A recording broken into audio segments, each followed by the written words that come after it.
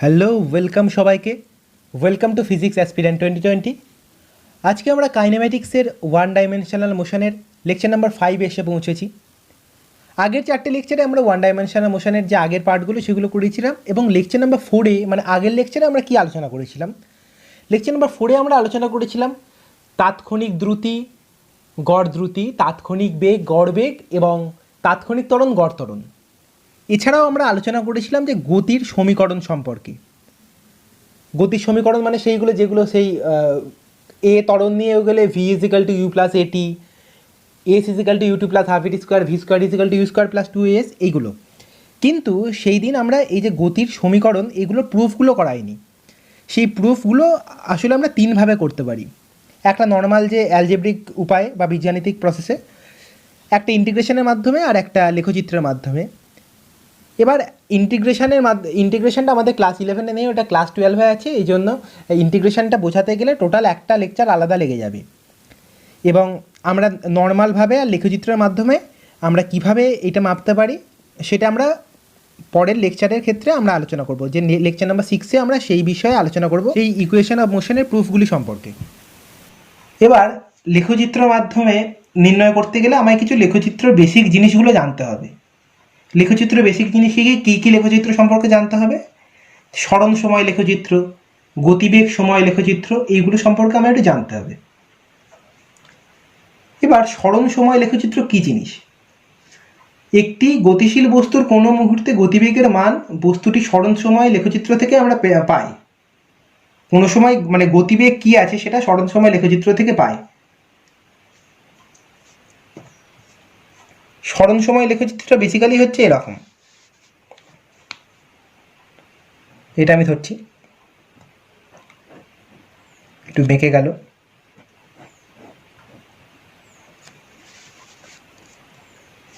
এবার এটা সরণ, এটা সময়। সরণ সময় লেখচিত্র আমরা করতে যাচ্ছি। এখানে এক্স অক্ষকে সময় ধরছি আর ওয়াই অক্ষকে সরণ ধরছি। এবার এই ক্ষেত্রে ধরা যাক মানে সরণ সময় লেখচিত্র 0 সরণ থেকে শুরু হয়েছে। সময় যখন 0 তখন সরণও 0। এইভাবে কোনো একটা গ্রাফ, মানে এইভাবেই এই গ্রাফের বরাবর কোনো একটা গাড়ির গেছে, মানে যার সরণ সময় লেখচিত্র এরকম হচ্ছে। এবার এখানে আমি সরণ সময় লেখচিত্র থেকে আমি কি বললাম যে বেগ নির্ণয় করতে পারি। এবার সরণ সময় লেখচিত্র থেকে আমি বেগ কিভাবে নির্ণয় করতে পারি? এটা তো কোনো মানে দেখেই বোঝা যাচ্ছে যে এটা মানে অসম। এবার সেই ক্ষেত্রে এখানে বেগটাও কিন্তু মানে অসম বেগ, এটা সমবেগ নয় কিন্তু। এটা এখানে প্রথমে এরকম গেছে, তারপর আস্তে আস্তে শেষের দিকে দেখা যাচ্ছে যে কম সময়ে বেশি সরণ যাচ্ছে। এইখানটায় যেমন কম সময়ে বেশি সরণ যাচ্ছে, তার মানে কি? তার মানে এর ত্বরণ ঘটেছে, কোনো একটা ত্বরণ এসে গতিশীল। এবার আমি সরণ সময় লেখচিত্র থেকে আমি বেগ কী করে নির্ণয় করতে পারি, গতিবেগ বা ভেলোসিটি। এই পয়েন্টে ধরা যাক আমি গতিবেগ নির্ণয় করতে চাইছি। গতিবেগ হচ্ছে সেই বিন্দু থেকে অঙ্কিত স্পর্শকের নতি। এই বিন্দু থেকে একটা স্পর্শক টানা হলো, এই বক্ররেখার উপর স্পর্শকটা, এই স্পর্শকের সাথে এক্স অক্ষ যে কোণ করে থাকছে থিটা কোণ, এই ট্যান থিটা, নতি হচ্ছে ট্যান থিটা। ট্যান থিটা হচ্ছে এখানে হচ্ছে বেগ, এখানে যে থিটা পাচ্ছি। আবার এখানে ধরা যাক আমার এখানে একটা বেগ নির্ণয় করতে হচ্ছে, এই পয়েন্টের বেগটা। সেই ক্ষেত্রে এখান থেকে একটা আমি স্পর্শক আঁকলাম। এই স্পর্শকটা এক্স অক্ষকে ধরা যাক এটা থিটা 1, এটা এ পয়েন্ট ধরছি আর এটা বি পয়েন্ট ধরছি। এটা হচ্ছে at point A, point A. আর অ্যাট পয়েন্ট বি আমি কী পাচ্ছি? ট্যান থিটা 1 ইজিক্যাল টু বেগ, ট্যান থিটা 1 ইজিক্যাল টু সেই জায়গার বেগ। এভাবেই আমরা সরণ সময় লেখচিত্র থেকে বেগ আমি নির্ণয় করতে পারি। এবার সরণ সময় লেখচিত্র সাধারণত এখানে আমাদের তিনভাবে আমরা প্রকাশ করি যে সমবেগে গতি আমি কিভাবে স্মরণ সময় লেখচিত্রে দেখাবো, সমত্বরণে গতি আমরা কিভাবে স্মরণ সময় লেখচিত্রে দেখাবো, আর সমমন্দনে গতি স্মরণ সময় লেখচিত্রে আমরা কিভাবে দেখাবো সেই নিয়ে আমরা আলোচনা করি। এবার সমবেগে গতির প্রকাশ আমরা আবার এখানে ফিরে আসি। সমবেগে গতিটা আমরা কিভাবে দেখাবো? সমবেগ গতিশীল আমি কি বলেছিলাম যে এখানে এখানে একটা জিনিস দেখলেই বুঝতে পারবে তুমি যে থিটার মান আর এখানে থিটা ওয়ানের মান, এখানে কিন্তু থিটা ওয়ানের মান কিন্তু আসলে বেশি, এখানে এই থিটা ওয়ানের মান আমরা বেশি পাচ্ছি আর এখানে থিটার মান কম, তাহলে theta one is greater than theta, এটা আমরা পেয়ে যাচ্ছি। তো তাহলে আমি কি বলতে পারি, আমি কি জানি ট্যান থিটা ওয়ানও তার মানে ট্যান থিটার থেকে বড় হবে, তার মানে tan theta one is greater than tan theta, greater than tan theta. তার মানে এই পয়েন্টের বেগ মানে ভিবি গ্রেটার দ্যান ভিএ, তার মানে তার ত্বরণ ঘটছে। এখান থেকে আমরা বুঝতে পারছি যে এই যে নতি, এই যে ট্যান থিটা পাচ্ছি, ট্যান থিটাকে আমরা বেগ হিসেবে বর্ণনা করতে পারি, এভাবে আমি বলতে পারি যে তার ত্বরণ ঘটছে। এবার তাহলে আমরা কিভাবে স্মরণ সময় লেখচিত্র আমি এগুলো দেখাবো সেগুলো নিয়ে আমরা এবার আলোচনা করব। এবার আমরা সমবেগে গতি, সমত্বরণে গতি এবং সমমন্দনে গতি আমরা স্মরণ সময় লেখচিত্রের মাধ্যমে কিভাবে দেখাতে পারি সেটা নিয়ে আজকে আমরা আলোচনা করব। এবার সমবেগে গতি, আমি ধরা যাক এই প্রথমটাকে আমি সমবেগে গতির প্রকাশ করতে চাইছি প্রথম লেখচিত্রে।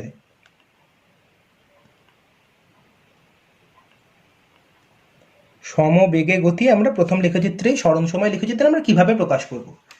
আমি একটু আগে কি বললাম যে এই থিটা যত বাড়বে আমাদের বেগটা আসলে নতি বললাম যে ট্যান থিটা এখানে। এবার এই যে বেগটা নতি, তার মানে কি বেগ পরোক্ষভাবে কার উপর নির্ভর করছে বা প্রত্যক্ষভাবে নির্ভর করছে এই থিটার উপর, থিটার উপর নির্ভর করছে। আর থিটা বাড়লে আমি জানি থিটা যত বাড়বে ট্যান থিটার মান তত বাড়বে।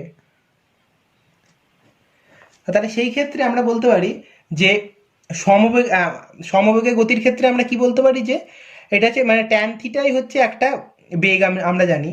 এবার এখানে আমরা কি বললাম যে এইখানের tan theta one greater than tan theta, অতএব ভিবি ইজ ইকাল টু মানে বি পয়েন্টে ভেলোসিটি গ্রেটার দ্যান এ পয়েন্টে ভেলোসিটি। এবার সমবেগে গতি হতে গেলে এখানে তো সমবেগ হচ্ছে না, তার মানে এখানে ক্রমবর্ধমান বেগ হচ্ছে।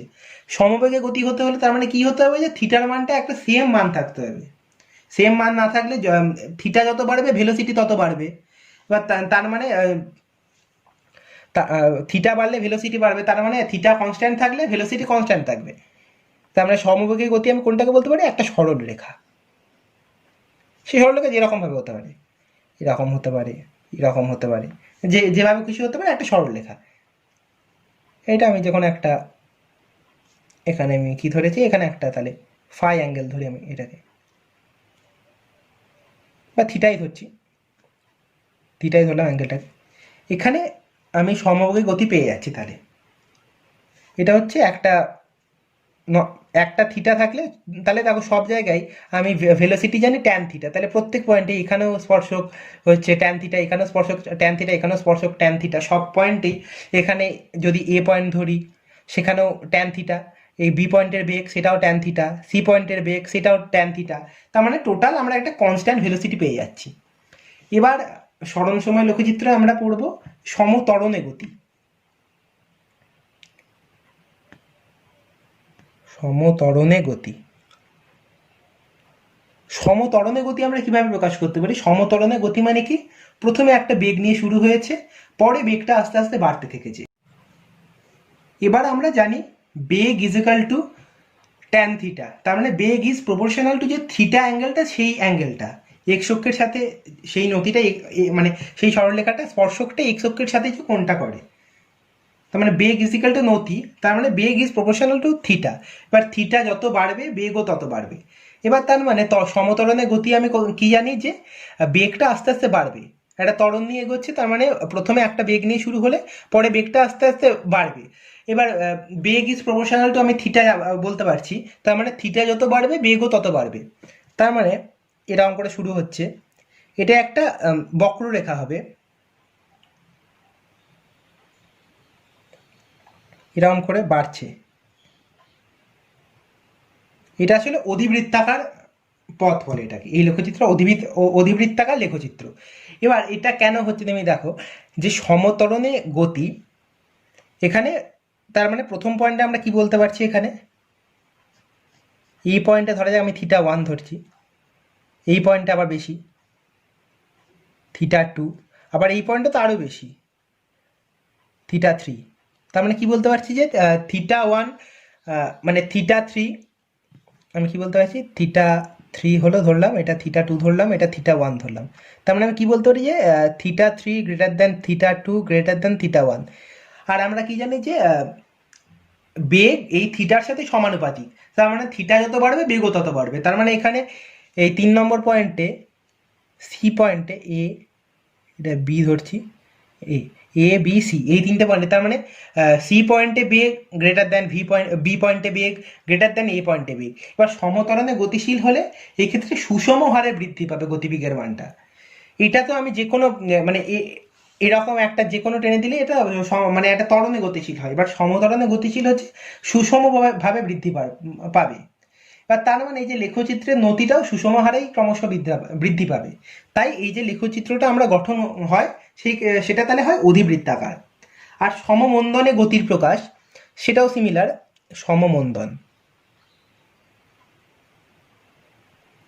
সমমন্দনে লিখে দিলাম শুধু। এবার এখানে আমরা কি বলেছি যে অ্যাঙ্গেলটা পরে যদি সেটা কমতে থাকে তাহলে সেই ক্ষেত্রে এখানে অ্যাঙ্গেল বাড়তে থেকেছে, তার মানে মানে আমি ত্বরণ বলছি, এখানে সমতরণ যে সুষম হারে বাড়তে থেকেছে বলে এটা আমি সমতরণ বলতে পারি। আর এখানে মন্দনের ক্ষেত্রে কি হয়, যে কোনো নর্মাল মন্দনের ক্ষেত্রে যে অ্যাঙ্গেলটা কমতে থাকে, তার মানে বেগের যে অ্যাঙ্গেলটা সেটা কমতে থাকে,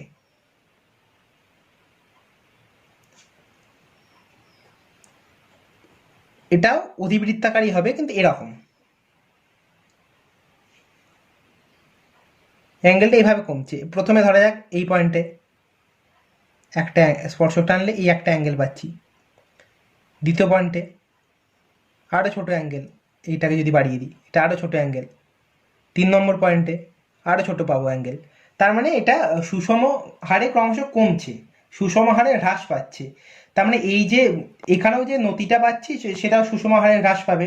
তার মানে এখানে স্মরণ সময় লেখচিত্রটি হবে এটা অধিবৃত্তাকার, কিন্তু এটা ত্বরণের উল্টো, এটা পুরোপুরি। এবার আমরা পড়বো যে গতিবেগ সময় লেখচিত্রগুলো আমরা কিভাবে, গতিবেগ সময় লেখচিত্রের সমস্ত কিছু আমরা কিভাবে ডিফাইন করি সেই সম্পর্কে আমরা পড়বো। এবার আমরা পড়বো গতিবেগ সময় লেখচিত্র নিয়ে। এখানে তোমরা দেখতেই পাচ্ছ যে 5খানা লেখচিত্র অলরেডি আমি এঁকে রেখেছি। এবার বিভিন্ন জিনিস বোঝাতে হবে গতিবেগ সময় লেখচিত্রে। আগেরটাই যেমন দেখালাম যে সমবেগে গতি, মানে স্মরণ সময় লেখচিত্রে আমরা সমবেগে গতি, সমতরণের গতি, সমমন্দনের গতি কীভাবে নির্ণয় করি সেগুলো যেমন দেখালাম। এবার এখানেও গতিবেগ সময় লেখচিত্রে প্রথমে আগে গতিবেগ সময় লেখচিত্রটা কী জিনিস সেটা আমি বোঝাতে হবে, যে গতিবেগ বা কী নির্ণয় পাই। গতিবেগ সময় লেখচিত্র থেকে সাধারণত আমরা ত্বরণের মান পাই। স্মরণ সময় লেখচিত্রের ক্ষেত্রে স্পর্শকের যে নতিটা, সেটা যেমন আমি গতিবেগের মান নির্ণয় করে স্পর্শকের সেই নতিটা থেকে আমরা গতিবেগের মান পাই, কিন্তু এখানে গতিবেগ সময় লেখচিত্রের যে স্পর্শকের মানটা সেখান থেকে আমরা পাই ত্বরণ। গতিবেগ সময় লেখচিত্র ধরা যাক আমি একটা আঁকছি। গতিবেগ সময় লেখচিত্র, এখানে একটা সময় আর এটা হচ্ছে বেগ।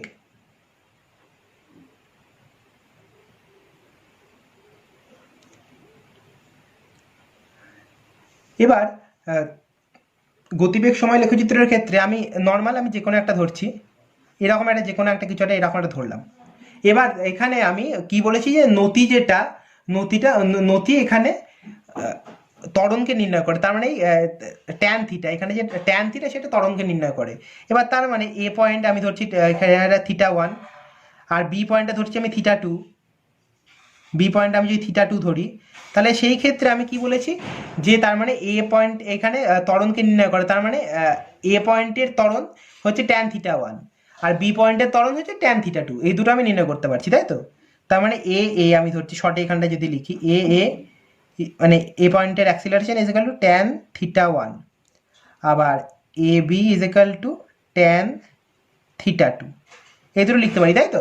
আর আমরা কি জানি, tan theta two greater than tan theta one, তার মানে এখানে কিন্তু, তার মানে এই কিন্তু মানে কনস্ট্যান্ট ত্বরণে নেই। তার মানে কি বলতে পারি যে A B tan theta two greater than tan theta one, তার মানে আমি কি বলতে পারি যে A B greater than A, তাই তো? এবার গতিবেগ সময় লেখচিত্রে আমরা এই যে নতিটা পাচ্ছি সেটাকে আমরা ত্বরণ কি করে হয় আমরা যদি বলি, এইটা দেখো ট্যান থিটা ওয়ানটাকে আমরা বা ট্যান থিটা যেটা সেটাকে আমরা ত্বরণ বলছি কেন, ট্যান থিটা যদি আমি এইটাকে যদি আমি যোগ করে দিই, তাই তো?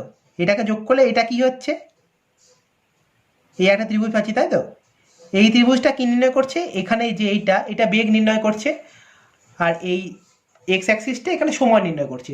তার ট্যান থিটাটা কি, এখানে বেগ বাই সময় পাচ্ছি। এবার তাহলে বেগ বাই সময় আমি কি জানি, বেগ বাই সময় আমি অলরেডি আমার জানা আছে, বেগ বাই সময় ইজ ইকুয়াল টু ত্বরণ, তাই তো? তাহলে এই ক্ষেত্রে আমি এভাবে বেগ বাই সময় ইজ ইকুয়াল টু ত্বরণ নির্ণয় করতে পারছি। আবার সিমিলারলি সরণ সময় লেখচিত্রের ক্ষেত্রে আমরা যেটা পড়েছিলাম, যে এখানে যে এই ট্যান থিটা আমরা এই যে ট্যান থিটা এখানেও একটা ত্রিভুজ পাচ্ছি, এখানে এই ত্রিভুজটা এখানে এটা সরণ নির্ণয় করছে, আর এখানে এটা টাইম নির্ণয় করছে, তার মানে সরণ বাই সময় নির্ণয় করছে এখানে, তাই তো? এবার সরণ বাই সময় নির্ণয় করেছে, তার মানে এটাই আমি পেয়ে যাচ্ছি বেগ, এই পয়েন্টের বেগ। তাহলে এভাবেই মানে এ পয়েন্টের বেগ এটা পেয়ে যাচ্ছি আমি। তার মানে এভাবেই আমরা এটা নির্ণয় করে থাকি, যে এখানে নতিটাকে আমরা কেন বেগ বলি, আর গতিবেগ সময় লেখচিত্রে নতিকে আমরা কেন অ্যাক্সিলারেশন বলি, এভাবেই আমরা বুঝতে পারছি। এবার আমরা গতিবেগ সময় লেখচিত্রের ক্ষেত্রে আমরা বাকি সমত্বরণের গতির প্রকাশ, সমবেগে গতির প্রকাশ বা ক্রমবর্ধমান ত্বরণের গতির প্রকাশ, এগুলো আমরা কিভাবে করে থাকি সেগুলো সম্পর্কে আমরা আলোচনা করব। এবার আমরা প্রথমে পড়ব যে সমবেগে গতির প্রকাশটা আমরা গতিবেগ সময় লেখচিত্রে আমরা কিভাবে করে থাকি। সমবেগে লিখে রাখলাম সমবেগ, 1 নম্বর সমবেগে গতির প্রকাশ, গতিবেগ সময় লেখচিত্র, বেগ আর গতিবেগ একই লিখেছি আমি। সমবেগে গতির প্রকাশ আমি কিভাবে করি, সমবেগ মানে কি, তার মানে বেগটা কনস্ট্যান্ট। এই ক্ষেত্রে আমি যদি ওয়াই অ্যাক্সিস যদি আমি বেগ ধরি, আর এক্স মানে ওয়াই অ্যাক্সিস বেগ আর এক্স অ্যাক্সিস হচ্ছে সময় বা টাইম। এবার তাহলে সমবেগ মানে কি, যে এখানে টোটাল এই বেগের ভ্যালুটা কনস্ট্যান্ট থাকবে। তার মানে কি, আমরা কি জানি যে ধরা যাক এখানে ওয়াই ইজিক্যাল টু, তখন তার মানে আমি ধরা যাক এখানে Y equal to constant, but Y equal to constant equal to আমরা কি জানি, ওয়াই ইজিক্যাল টু কনস্ট্যান্টের হওয়ার শর্ত যে এক্সের সমান্তরাল সরলরেখা, ওয়াই ইজিক্যাল টু কনস্ট্যান্ট মানে হচ্ছে এক্স অ্যাক্সিসের সমান্তরাল সরলরেখা যে কোনো। তার মানে বেগ ইজিক্যাল টু কনস্ট্যান্ট মানে এখানে কিন্তু সময় অ্যাক্সিসের সমান্তরাল সরলরেখা। তার মানে সমস্ত জায়গায় দেখো দেখা যাচ্ছে যে এখানে যতই সময় বাড়ুক, সময় জিরোতে বেগ এত, সময় এতেও বেগ এত মানে এতই, মানে এখানে 1 নম্বর সময় 1 সেকেন্ডে ধরা যাক এইটা, এখানে ভি ধরছি, এটা হচ্ছে ভি বেগ। এবার 1 নম্বর সময় এটাই ভি বেগ, 2 নম্বর টাইমেও এটাই ভি বেগ। তার মানে এখানে সমবেগ মানে এখানে বেগ কনস্ট্যান্ট থাকছে, তার মানে এখানে সময় অ্যাক্সিসের সমান্তরাল সরলরেখা আমরা পাচ্ছি। এরপর আর একটা গতির প্রকাশ, সমত্বরণে গতির প্রকাশ। সমত্বরণে গতির প্রকাশ, সমত্বরণে গতির প্রকাশের ক্ষেত্রে আমাদের ছবিটা কেমন হবে, গ্রাফটা সমত্বরণ, আমি ত্বরণ কি জানি, ত্বরণ মানে আমি কি বললাম যে নতি, মানে গতিবেগ সময় লেখচিত্রের যে নতিটা সেটাকে আমরা বলে থাকি ত্বরণ। এবার সমত্বরণ, ওখানে আমরা সরণ সময় লেখচিত্রে যেমন সমবেগে গতি পড়েছিলাম, এখানে সমত্বরণে গতি তেমনই হবে।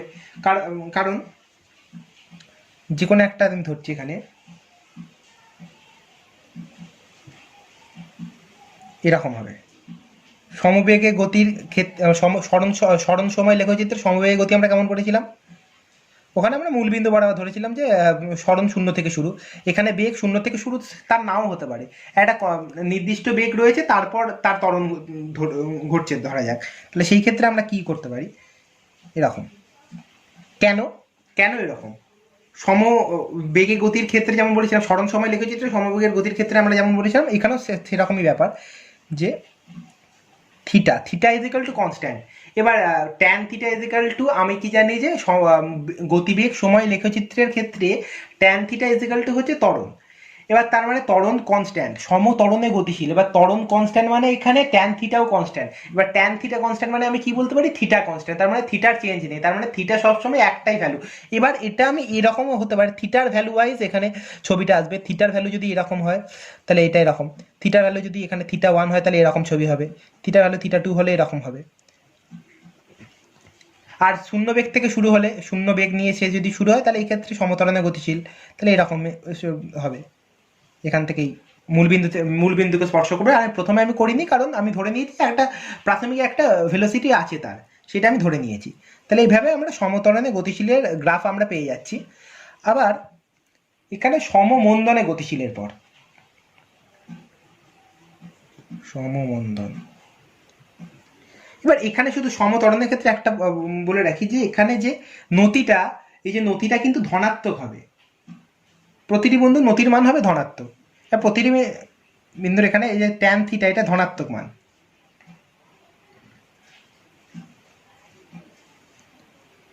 আর এখানে সমমন্দনের ক্ষেত্রে ধরা যাক একটা গতিবেগ, এইখানে একটা বেগ, এই বেগটা নিয়ে শুরু হয়েছে সে, এবার তারপর তার আস্তে আস্তে মন্দন করছে। এবার তাহলে সেই ক্ষেত্রে কি হবে, সমমন্দন মানে কি, তার মানে ঋণাত্মক ত্বরণ, তার মানে ঋণাত্মক ত্বরণ, তার মানে কি এখানেও সমমন্দন, তার মানে থিটা কনস্ট্যান্ট থাকবে। কারণ আমি যদি সমত্বরণের ক্ষেত্রে যদি থিটা কনস্ট্যান্ট বলে থাকি, তার মানে ঋণাত্মক সমত্বরণ, মানে সম ঋণাত্মক ত্বরণ যেটা মানে বা সমমন্দন, সেই ক্ষেত্রে থিটা কনস্ট্যান্ট থাকবে। শুধু একটা পরিবর্তন কি হবে, বেগ কমবে পরে, তাই তো? তাহলে এরকম করে সে কমতে থাকবে।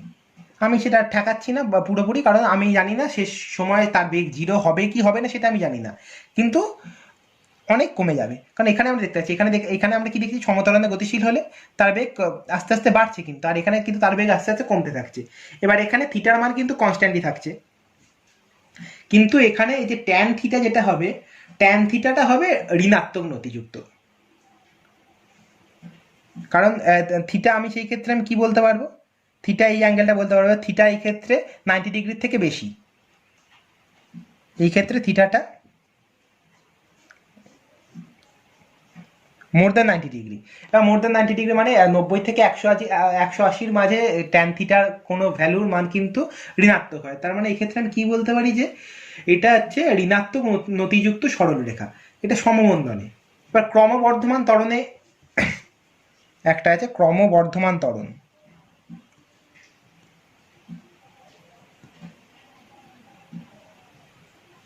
ক্রমবর্ধমান ত্বরণের ক্ষেত্রে আমরা কিভাবে মেজার করতে পারি, কীরকম হবে গ্রাফটা? ক্রমবর্ধমান ত্বরণের ক্ষেত্রে এটা খুবই সোজা, যে প্রথম গ্রাফটা যেরকম করালাম সেরকমই, কিন্তু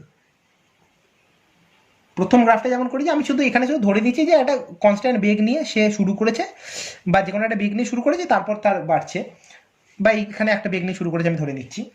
এই ক্ষেত্রে কিন্তু প্রথমটার মতন বক্রাকার হবে, ক্রমবর্ধমান ত্বরণ।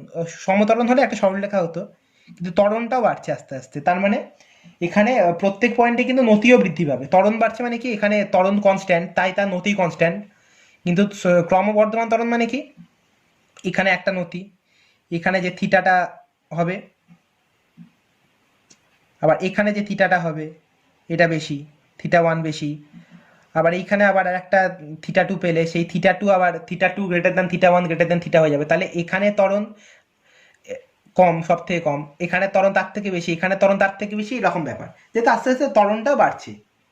আর সমমন্দন সিমিলারলি এরকম, এখানে বেগ নিয়ে শুরু হচ্ছে, সরি সমমন্দন নয়, এবার ক্রমবর্ধমান ত্বরণ বললাম, এবার ক্রমহ্রাসমান ত্বরণ, সরি সমমন্দন নয়, এটা ত্বরণেই এগোচ্ছে, কিন্তু সেই ত্বরণটা আস্তে আস্তে কমছে, ত্বরণের ভ্যালুটা কমে যাচ্ছে। বা সেই ক্ষেত্রে আমরা কিভাবে নির্ণয় করতে পারি, এই ক্ষেত্রে হ্রাসমান ত্বরণের ক্ষেত্রে তার মানে কি হবে, নতিটা ক্রমশ হ্রাস পাবে, মানে ট্যান থিটার মানটা কমে যাবে। এখান থেকে যদি শুরু হয় এরকম হবে, যেমন ওখানে স্মরণ সময় লেখচিত্রের ক্ষেত্রে যেমন সমমন্দনের ক্ষেত্রে পড়েছিলাম, সেরকমই ব্যাপার, যে হ্রাস পাবে। এখানে আমি কি পাচ্ছি, এখানে যদি সময়ের অ্যাক্সিসের সমান্তরালে একটা সরলরেখা এঁকে নিচ্ছি, এবার তাহলে এখানে আমার এটা ধরা যায় এটা থিটা 1, এখানে এটা আবার থিটা 2, তাহলে আমি কি বলতে পারছি যে থিটা টু কিন্তু লেস দ্যান থিটা ওয়ান। তার মানে আমি কি পেয়ে যাচ্ছি যে theta two less than theta one, তার মানে tan theta two less than tan theta one. এবার তার মানে এই পয়েন্টে যা আমার অ্যাক্সিলারেশন, এই পয়েন্টে কিন্তু তার থেকে কমে গেছে, কারণ tan tan theta is equal to আমি ত্বরণ বলতে পারি। এবার tan theta two is equal to এই পয়েন্টের ত্বরণ, আর tan theta one is equal to এই পয়েন্টের ত্বরণ। কিন্তু এখানে আমরা দেখতে পাচ্ছি tan theta two less than tan theta one, তাহলে এই পয়েন্টের ত্বরণ কিন্তু এই পয়েন্টের ত্বরণের থেকে কমে গেছে। তার মানে আমি কি পেয়ে যাচ্ছি যে এখানে ক্রমহ্রাসমান ত্বরণের আমি লেখচিত্রটা আমি পেয়ে যাচ্ছি। এভাবে আমরা গ্রাফিক্যাল রিপ্রেজেন্টেশন আমরা করতে পারি, লেখচিত্রের মাধ্যমে আমরা দেখাতে পারি সমস্ত কিছু। তো আজকে তাহলে আমরা কি শিখলাম? আজকে শিখলাম আমরা যে গতিবেগ সময় লেখচিত্র বা সরণ সময় লেখচিত্র এগুলির ক্ষেত্রে আমরা কিভাবে বিভিন্ন গতির রূপগুলি দেখাতে পারি, যেমন সমবেগ, ক্রমবর্ধমান ত্বরণীয় বেগ, সমত্বরণীয় বেগ, সমমন্দন বেগ ইত্যাদি। এবং আজকে এভাবেই আমরা গ্রাফিক্যাল রিপ্রেজেন্টেশন সম্পর্কে শিখলাম, এবং এই জিনিসটা আমাদের পরের লেকচারেই কাজে লাগবে। এবং পরের লেকচারটি হবে ইকুয়েশন অফ মোশনের প্রুফগুলি নিয়ে, এবং যেখানে পরের লেকচারে আমরা ইকুয়েশন অফ মোশনের প্রুফ দুভাবে করব, একটা হচ্ছে বীজগাণিতিক প্রসেসে আর একটা এভাবে লেখচিত্রের মাধ্যমে। এবং কলনবিদ্যার বা ইন্টিগ্রেশনের ক্ষেত্রে তো বলেইছি যে ইন্টিগ্রেশনের মাধ্যমে এই ইকুয়েশন অফ মোশনের প্রুফগুলো করাতে গেলে টোটাল একটা আলাদা ভিডিওই লাগবে, কারণ ইন্টিগ্রেশনটা প্রথমে তার আগে বোঝাতে হবে একবার যে ইন্টিগ্রেশনটা কী, কেন, কোথা থেকে এলো, সেই সব সম্পর্কে। এবং সেই জন্য তাহলে আজকে তাহলে এতটা পর্যন্ত পড়া হলো, এবং লেকচার নাম্বার 6-এ আমরা ইকুয়েশন অফ মোশনের প্রুফ নিয়ে আলোচনা করব। তাহলে আজকের জন্য এতটুকুই, দেখা হচ্ছে পরের ভিডিওতে।